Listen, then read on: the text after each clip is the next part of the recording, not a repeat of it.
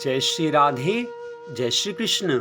मंदिर श्री बंसी वाले महात्मा यूट्यूब चैनल की ओर से हम आप सभी भक्तों का हार्दिक अभिनंदन करते हैं। जैसा कि हम और आप सभी जानते हैं कि हमारे जीवन में कई बार ऐसा समय आता है कि हम किसी मुसीबत में, किसी परेशानी में, किसी संकट में फंस जाते हैं। हम बड़ी कोशिश करते हैं कि उस संकट से, उस परेशानी से, उस मुसीबत से हम बाहर निकल पाएं, हमारी परेशानी का हल हो जाए।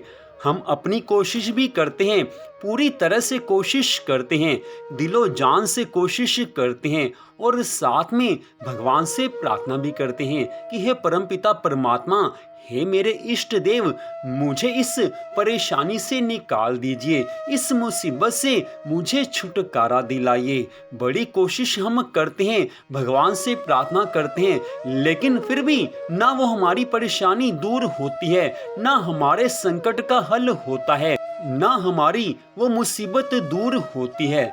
उस समय हमारे मन पर बड़ा बोझ आ जाता है, हमारा मन रह रहकर उसी बात को याद करने लगता है।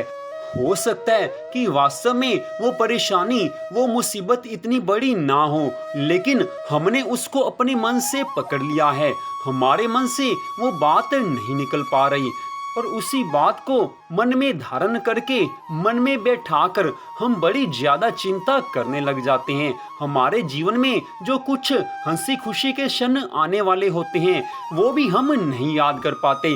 हमारा ध्यान केवल उस मुसीबत की तरफ हो जाता है।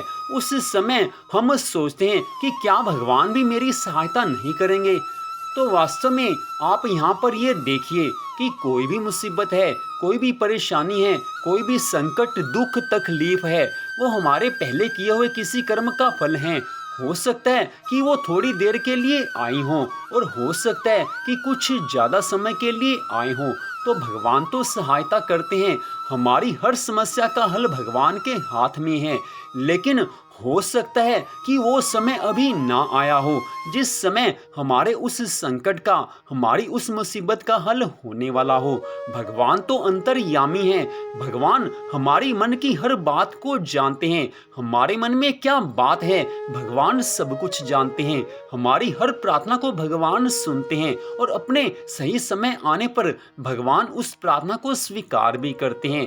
तो कभी ऐसा समय आए तो मन में चिंता मत कीजिए, आपने अपनी पूरी कोशिश कर ली उस परेशानी को दूर करने के लिए, भगवान से आपने सच्चे मन से प्रार्थना कर ली, बस इतना ही हमारे हाथ में है। उसके बाद उस चीज को आप ठाकुर जी के चरणों में छोड़ दीजिए, उस परेशानी को भगवान के चरणों में छोड़ दीजिए, भगवान से कह दीजिए कि हे प्रभु, ये परेशानी अब आपके चरणों में है, आप जैसे चाहें इसे दूर करें। इतना कहकर आप उस बात को भूलने की कोशिश करें। कोशिश करेंगे तो वो बात अपने आप भूल जाएगी। भगवान सही समय आने पर उस मुसीबत का हल अपने आप कर देंगे। कई बार हम ये सोचते हैं कि हमारी परेशानी का हल अभी क्यों नहीं हो रहा, तो वास्तव में उस समय उस परेशानी के हल की प्रक्रिया भगवान की तरफ से शुरू हो चुकी होती है। हम चाहते हैं कि एक क्षण में सब कुछ हो जाए, लेकिन जो भगवान का विधान होता है, भगवान के उसी विधान के अनुसार हमारी मुसीबत का हल होता है। और मान लीजिए कोई घोर संकट हमारे ऊपर आ जाए, उस समय भगवान एक क्षण की भी देर नहीं लगाते, उसी समय तत्काल हमारी सहायता करते हैं। ये तो आपने अपने जीवन में कई बार देखा होगा। कई बार लगता है कि पता नहीं कैसे हमारी इस समस्या का हल एक क्षण में हो गया। तो जब जब हमें ज्यादा आवश्यकता पड़ेगी, उसी समय भगवान हमारी सहायता करेंगे। लेकिन कुछ परेशानियां, मुसीबतें, कुछ दुख, संकट, तकलीफ ऐसे होते हैं जिनका हल कुछ समय के बाद होना होता है। इसलिए चिंता मत कीजिए, उस परेशानी को दूर करने के लिए अपनी कोशिश कर लीजिए, भगवान से प्रार्थना कर लीजिए, बस यही कीजिए। उसके बाद भगवान अपने आप सब कुछ देख लेंगे। जब ठाकुर जी पर विश्वास हो ही गया है तो चिंता किस बात की करनी है। एक ही बात होती है, या तो भगवान के ऊपर विश्वास कर लो या फिर संसार की चिंता कर लो। जिसको भगवान के ऊपर विश्वास है उसको चिंता करने की कोई बात होती ही नहीं है, और जो चिंता करता है तो समझ लेना उसने भगवान पर विश्वास किया ही नहीं।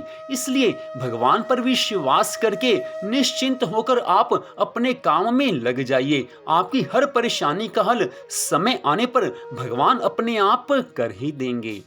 दृष्टांत के रूप में आप द्रौपदी महारानी का उदाहरण देख लीजिए। द्रौपदी महारानी का चीरहरण कौरवों की, पापियों की उस सभा में किया जा रहा था। दुशासन ने अपनी पूरी कोशिश कर ली थी और द्रौपदी महारानी ने भी अपने पांचों पतियों को, सब देवी देवताओं को बुलाया था कि मेरी रक्षा करो, लेकिन किसी देवी देवता ने सहायता नहीं की। उसके पश्चात द्रौपदी महारानी ने भगवान श्री कृष्ण को बुलाया था तो उसी समय ठाकुर जी वस्त्र के रूप में आ गए थे।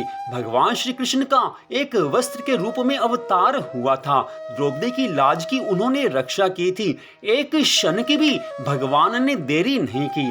तो जैसा हमारा संकट होता है भगवान उसी हिसाब से उस संकट का हल करते हैं। कोई गंभीर संकट आ जाए तो भगवान उसी समय सहायता करते हैं, लेकिन कोई परेशानी ऐसी हो जिसका हमारे जीवन पर कोई ज्यादा असर होता ही ना हो, भगवान उसको अपने हिसाब से दूर करते हैं। तो यही बात सच है। इसी बात को आप समझकर मन में चिंता ना करके ठाकुर जी की भक्ति कीजिए, भगवान पर विश्वास कीजिए और भगवान के चरणों में अपने मन को सदा लगाकर रखिए। तो सत्संग के पहले भाग का यहीं पर विश्राम होता है। मंदिर बंसी वाले महात्मा यूट्यूब चैनल की ओर से इस कथा को आपने सुना। भगवान श्री राधा कृष्ण जी की अनंत कृपा सदा आप सब पर, आपके परिवार पर बनी रहे, इसी मंगल कामना के साथ जय श्री राधा रानी सरकार की, जय श्री कृष्ण भगवान की, जय जय श्री राधे, जय जय श्री राधे, जय जय श्री राधे श्याम।